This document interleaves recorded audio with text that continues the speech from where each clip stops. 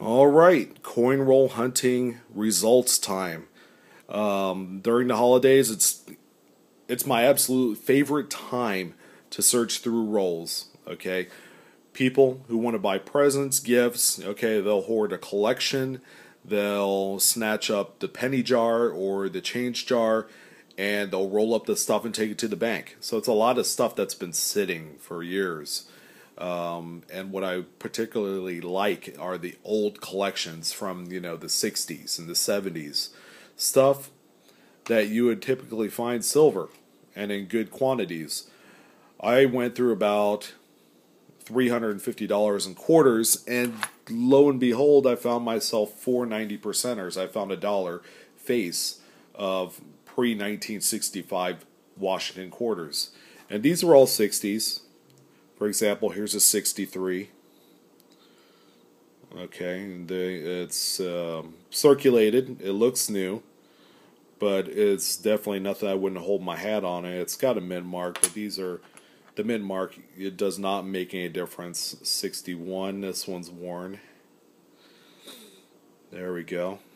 Okay. 64. 63.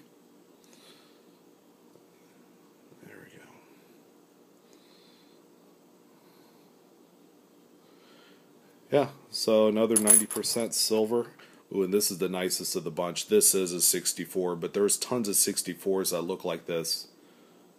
Still got luster. I thought it was like a brand new quarter, like a 97 or a 96. I found a few of those that look like they just fell out, fell out of the mint and into my hand and into my pocket. And I also went and got some customer wrap rolls. As a lot of you know, the area that I'm at, it's real tough to get actual boxes of the stuff. And I came across a pretty interesting teller that I thought was cool, because I used to dump stuff with her. And, I asked her, I'm like, hey, can I order a case of $50? And I've never ordered from her before, but she had an interesting response. And she said, well, we kind of frown on that because I know you guys go through the rolls and then you send the coins back to another bank or whatever, and I kind of felt like, oh, okay, so you know how the game's played. And you've probably done it before because I know people get jobs at the banks to become a bank teller to get silver. I know of a few people that do it specifically for that, and that's smart. That's great, but I don't have time to do a part-time job. But the interesting thing with this teller is she blurts out, it's kind of like money laundering. I'm like, money laundering? Are you kidding me? I mean, I'm like, I'm not trying to filter through $1 million in fake bills to get new bills, but if you look at the context of coin roll hunting, it kind of is like money laundering. But that's neither here nor there. It was just the most peculiar thing that I've heard when I've been at a bank, because some of them give me a hard time. Like they like to do the 21 questions thing on you. You ever get that?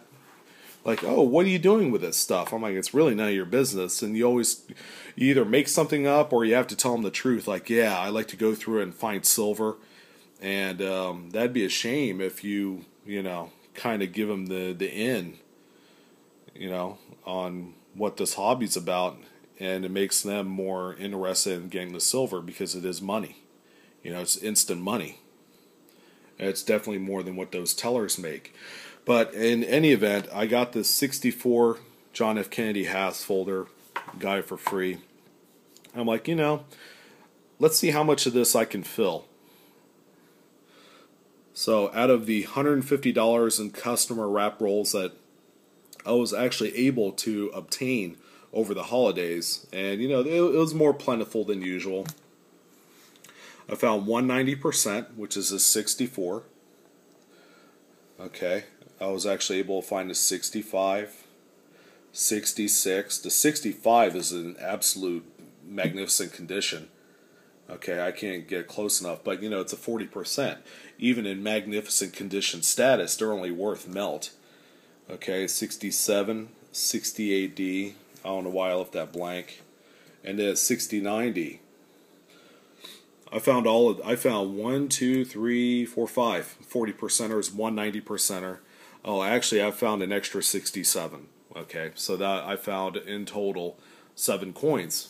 Okay, not bad. Not bad at all for $150 in customer wrap rolls. You know, that's how much, you know, $12 for this one, and then 4 or 5 a piece for those. You know, I made about $40. So not bad at all. And I also went ahead and filled in the other common clad dates.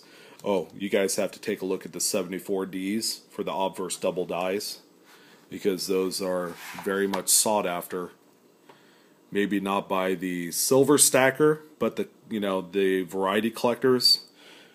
I put the nicer specimens in here, which is why you don't see any of the other 80s. But it's a 2-page album. You know, there's not much to the thing. So that was my coin roll hunting exploits. But you know, I brought this video to your attention. I didn't score a ton of silver that some of you already do.